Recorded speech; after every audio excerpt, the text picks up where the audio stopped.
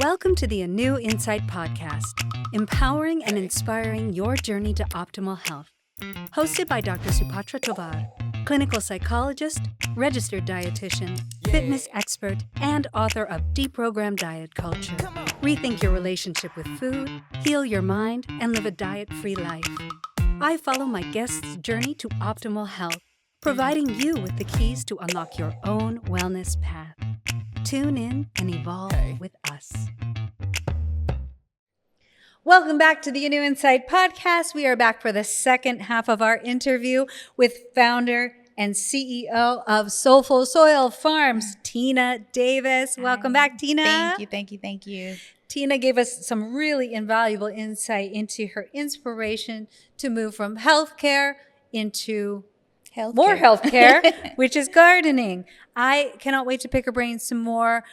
I know we talked about your inspiration. I know we talked about you coming from healthcare, but tell us about actually starting Soulful Soil Farms. What were the challenges you faced, and how did you launch it? How did you get it on its feet? Okay. Initially, because I'm from the city of Compton, like I said, I grew up in Richland Farm. So initially, I wanted to start where I came from.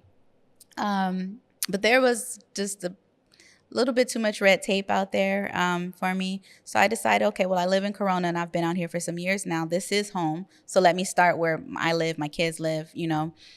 So I started driving around, looking at vacant lots, understanding that, okay, I did my research on community gardens in the city of Corona, which there was one at a church. But again, going back to maintenance, no one maintained it. So there are no gardens in the city of Corona at the moment. So then I started doing my research about gardens in the Inland Empire.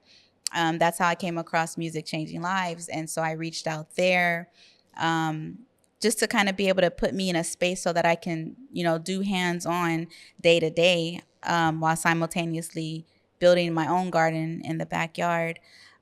So then with regard to Corona, I started researching like city council meetings and the breakfast, you know, meetings that they do once a month. And so when I started my nonprofit, knowing that's what I wanted to do, I just really immersed myself in that world, in the nonprofit world, and anything gardening, anything agricultural, I signed up for. Classes, workshops, community events where I could be a vendor. And the more I would just kind of put myself out there, the more people were drawn to it, you know, and it just went from there. It literally just went. When we do farmers markets, we'll have like a vendor booth, an information booth, but we'll also do like an activity where kids can plant seeds. We'll have seeds set out for them.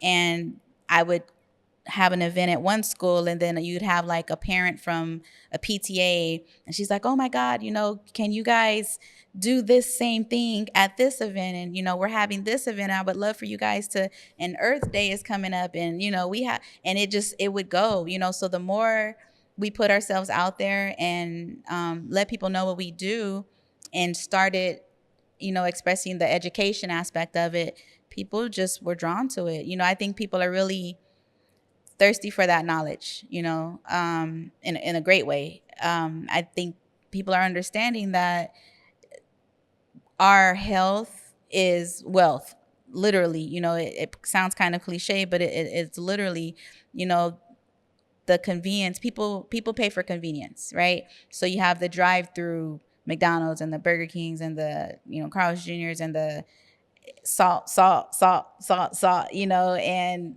this just is complete unhealth on every corner, you know. So being able to educate people, like I said, people, like, you don't know you're missing it until you start to hear it and experience it. And then it's like people are drawn to it, like, oh my God, I don't have a green thumb. You know, I get that a lot. You don't need a green thumb. You don't need a green thumb to grow your own food. I have the least green thumb on the planet. And your garden sounds like it's thriving, you know, so I think that's a big misconception. But just when we started to spread the aspect of educating the community, you know, we really want people to learn and understand why it's important and that we're here to help. And again, people were just drawn to it. So the more people we reached out to and the more spaces we put ourselves in, the more we grew. I think that's so inspiring. Thank you. It's amazing what you can do when you just kind of follow your way down a rabbit hole. And really what it takes is intention and passion. And you just put yourself everywhere that was possible to be able to do this. And I think that that's what stops a lot of people. I think that that's the problem, is that they look at, what you have to do to start something like that, and it becomes overwhelming. It can be, yeah. And so I think what you're doing is, inspiring a newer generation of people who may want to go out and create their own enterprise. Yes. And that's what you've done. Yeah. And so to help people, maybe to inspire them more, especially in areas like food deserts, what can people do to advocate for more healthful commerce in their own neighborhood? Say that they're already starting to garden, say that they have that happening and going on, but they're looking around their neighborhood and they want to see something different. They want to see an actual grocery store. They want to see a Whole Foods or something like that.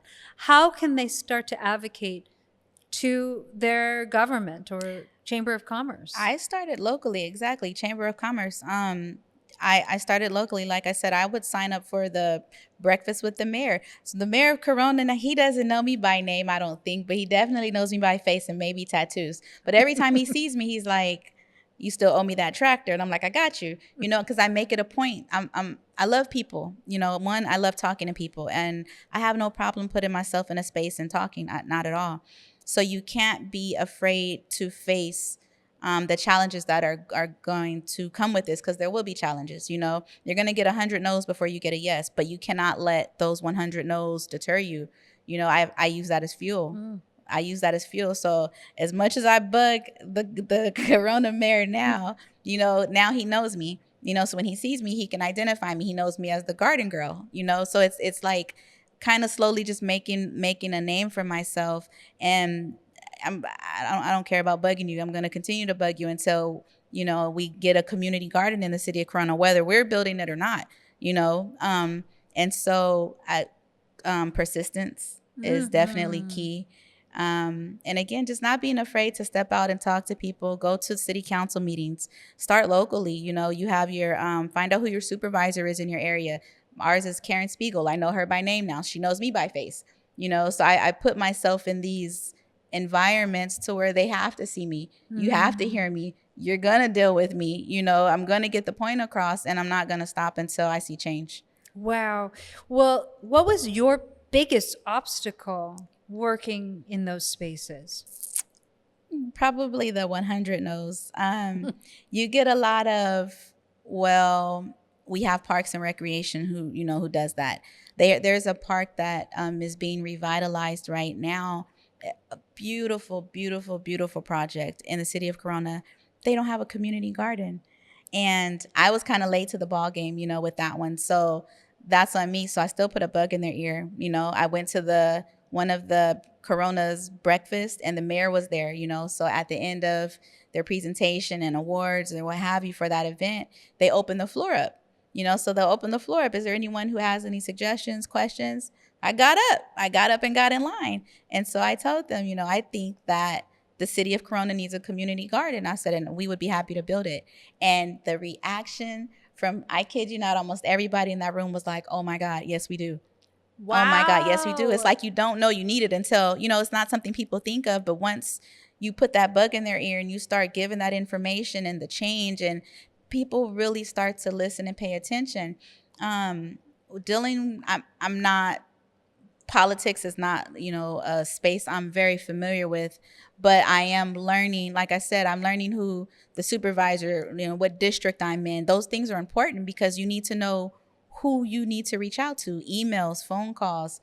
It sounds like harassment, and probably in a way it is, but they're going to remember you. They're going to, it's going to be like, okay, get this girl off my line. Like whatever, whatever she's asking for, let's give her a meeting. Let's hear her out. You have to be persistent, and let them know, we have a voice, and ultimately I'm going to always use it. Oh, absolutely. Now, give me a picture. We touched on this a little in the first half, but give me a picture of what issues and problems you're seeing come from big agriculture. Why is it so important that we empower ourselves to create these gardens? With big agricultural, excuse me. So with big agriculture, there's the first word that pops in my head is pesticides. When you're growing on such a massive scale, you are treating crops and produce on a massive scale. So pesticides come into play, and there really is no way around that. When you're a small farmer and you're growing small, you have more control over your crops. If you've ever paid attention to the stickers on like the fruits and vegetables in the grocery stores, that POU number, if it starts with the 4, it's not organic. And to be completely honest, a lot of the produce that you see that's labeled organic is not organic. You really genuinely don't know what's being put onto the produce unless you're growing it yourself. There's like a coating that they're putting on our fruits now to make it look a certain way. I don't care about presentation. I want it to do its job. And so many of the nutrients are taken out of the produce that we're buying on the grocery stores. It's like we're buying shells of what it should be. It looks great on the outside. It's all green and huge and shiny. A lot of that fruit, those fruits and vegetables aren't supposed to look like that, And so when you authentically taste something that was grown truly organically, in your backyard, it changes. It's something switches, something clicks, and you can literally taste the difference. I think you were saying about your cucumbers or your squash, you can taste the difference. Oh, the cilantro. The cilantro, like you can literally taste the difference. And once that palate gets a taste of what it's supposed to be, it changes it for you. And you're like, I want more of that. Yes. I want more of that. Like my body is calling for that. I don't know what that is back there, but I know that's not what it's supposed to be, Yes. So it's looking the part, but it's not giving you what you need. Yes. So the importance of growing your own food is what's in it. You know what you're putting into your body because you grew it. Exactly. That's what's going on top of the vegetables. But let's talk about the soil too, because the soil is a big problem. And that's where a lot of the nutrients are absorbed. And that's why certain fruits and vegetables don't have as high in nutrients. Like we used to be able to get B12 from our soil into our food. And now we can only really get it either from supplements or from the meat. Yep. From animal protein. But talk a little bit about what's going wrong on the soil level. It's just really different dynamics in the environment. There's, again, pesticides play a big part. If you have, and let's say like in your produce, I can't think of the name of it, the bugs that they grow underneath the leafy greens. Like little gnats? Or there's a name for them, but I'm so sorry, I can't think of the name right. But if you have an infestation of any type of insect, that affects your crops, and you're growing on a massive scale, those insecticides and pesticides are not just going onto the crop, they're going into the soil. Then the soil is tilled. So it's digging deeper and deeper, and ultimately you have a land full of unhealthy soil. So soil health is something that we also teach because you want to understand the soil that you're using, that you're growing in, so that you can get the outcome that you want for your fruits and vegetables. But soil health definitely does play a big part in gardening and growing. Yes, and monocropping as well. When they don't change out the crops and they're using the same crop on the same land for years and years and years, the soil becomes so depleted that it is so difficult. That's why they have to use, copious amounts of fertilizer. So when you look at the fertilizer and the pesticides and the runoff, this is a big reason why we have a huge dead zone in the Gulf of Mexico, is because of this runoff. So the more that we can educate people and really help them understand that you do not have to be dependent on your grocery store. No. You can, and seeds are so incredibly cheap to buy. And they're important. A lot of times we recommend to find where they do seed exchange. Libraries do it. Yes. A lot of people don't even realize you can do seed exchange at libraries. But that is definitely, if you look at a lot of the fruits are supposed to have seeds, right? I'm sure probably everybody at this point has walked into a grocery store and has seen seedless watermelons.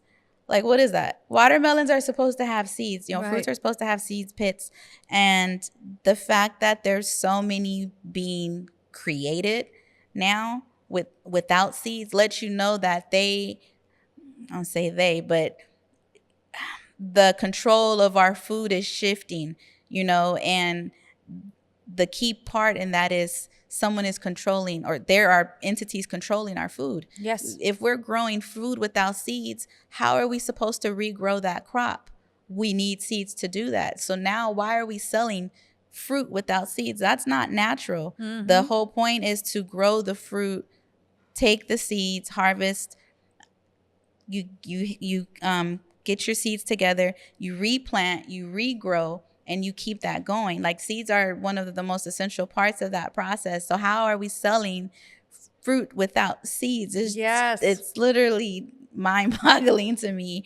But soil health, getting back to what you said, yes, soil health is a very big deal. Seeds exchange, if you guys can find a seed exchange, Google is my best friend. I look for seed exchanges absolutely anywhere. And from what I found, libraries, again, are like one of the biggest and most common places where I can go do seed exchange. And so I'll save seeds of what I grow, and I'll make sure that I take some to leave, and then I'll take seeds from the library or different places. I tell you, Tina's amazing, you guys. Let's also talk about food safety, because the big reason why I started my hydroponic gardening is everything was becoming contaminated with E. coli. There were so many recalls on so many vegetables that I was starting to freak out a little bit. And I was like, I don't know how trustworthy our, agricultural system is right now. And I think a big reason, and maybe you know a little bit more about this, is because we have farms right next to animal production in a lot of areas. And that runoff is going into our farms. But do you know a little bit about the recalls, why they've been happening, what's going on with them? Not too much. I do get the notifications. So I'm signed up with USDA and the Department of Agriculture to get those updates and news alerts, just so that I can make sure that I'm aware, and so that I can pay that information forward. But because I grow my own and try to educate as many people as I can to, I'm sorry, my information on that is a little limited. I don't trust, massive produce grown massively. I don't trust what is sold in the grocery stores. I'm not like a vegan or a vegetarian, so I still have to go to the grocery store for some items. But with regard to produce, my herbs, my vegetables, my fruits, I grow it. If I can't grow it, I don't want it. Yes, I think it's like, when you look at it, the big factory farming, we're seeing just so much just runoff and pollution, difficulties, especially with the waste that comes from the big agricultural CAFOs are called. That, I think, is what's putting our produce at risk. So there's a lot of things that we can do that, in terms of our choices, in terms of how we spend our money, especially, that can shape and shift commerce in the United States. And I'm all about empowering that. And Tina is doing that amazingly, which I'm so proud of her. Now, back to the issue, the topic of, vegetables, fruits for health. Give us a picture. So anybody who doesn't really fully understand that food is medicine, give us a little bit of a picture of how it's medicine. Okay. So we'll start with beets. I'll speak personally. I have high blood pressure. Beets are an amazing food to combat and naturally lowers blood pressure. So I juice. I grow my beets and I juice them. I juice the leaves. I juice the actual beets, celery, um, vegetables and fruit that are high in water content. Good for skin. Mm-hmm. So it really depends on the ailment. I do, because of the high blood pressure, and you do have to minimize the sodium. I try to do away with salt. I love seasoning. Let me just start. Let me just say that I love my food. I don't like bland food. So to shift from the sodium, I learned how to season with herbs. So I grow rosemary, I grow sage, I grow thyme, I dry them and I use those. Parsley, cilantro, I dry my herbs and I use those for a seasoning. Then I'll use like a Mrs. Dash or maybe like a dash of like maybe sea salt just to give it a little, something. But the herbs really kind of come into play with the flavoring of the food. But beets were the first thing that, with regard to my own personal health condition, that I started to kind of play with and research. And I check my blood pressure on a regular basis. I try to juice at least 3 times a week, as best I can. And so I'm about to tell my business. My blood pressure on a regular was in like the mid 150s to like over close to always like 100. Wow. Yeah, it was, I mean, on a regular basis, consistently, I was stage 3. Wow. Yes. And now my blood pressure is at, I think it's not even in a hypertension stage on a regular basis. I say like 120 over, maybe like 125 on a regular basis, over like 95, Pretty 93. good. So I'm not all the way there yet, but I'm definitely close. going in the right direction. Yeah. And so discipline, is key. But when I started to realize and actually experience the results of my health shifting, like I'm not as tired as I used to be, I do a lot of, I do ginger. I put in all of my juices. Let's start there. Ginger is good for inflammation. I actually have a book that I reference when I can to give me different ideas on juices or recipes. And then at this point, I have family that actually will reach out to me with regard to, oh, I have a headache. Is there anything I can do for a headache naturally? Oh, I've been having like chest pain and I'm by no means, way, shape or form, am I a doctor, but for my family, like I will absolutely, okay, let me make you some of these shots, or let me make you some of this kind of juice, or go to the grocery store, have them check the POU numbers. If I can't bring it to them myself. But then also farmers markets. Oh yeah. Farmers markets are a gym in a lot of communities that people don't even realize. If you can't grow it, okay, cool. Don't buy it from the grocery store. Go to your local farmers market. 1, you're supporting those small businesses, and 2, those farmers that are at farmers markets, a lot of them grow on a smaller scale. So you're not there's not a mass production where you're dealing with insecticides and pesticides, and they know their soil health because it's more of a controlled environment. So I always, if you can't grow it yourself or don't want to grow it yourself, don't have the time to grow it yourself, I love it. Farmers markets. I love it. So, we could spell it farmers market, PHAR, because they are, yes. Plants are medicinal. And if you guys just want probably a brief takeaway as far as how plants are actually medicine. I would recommend you read How Not to Die by Michael Greger, Dr. Michael Greger. It's a terrible name of a book, but man, it's quite a book. And it goes through so many different types of plants, vegetables, fruits, grains, beans, why they are so healthful and how they actually help reduce or prevent disease. So food is medicine, and growing your own or going to farmers markets, knowing where it's grown is so key, and it can be so incredibly empowering. Yes. So Tina, tell people how they can get a hold of you, how they can work with you, or how they can get you out to where they are to help them build their own garden. So our website is www.soulfulsoilfarms.net. It's a bit of a tongue twister. So when I was coming up with that name, I didn't think that through, but it stuck with me. We're on Instagram. That's probably our biggest platform, at soulful_soil_farms.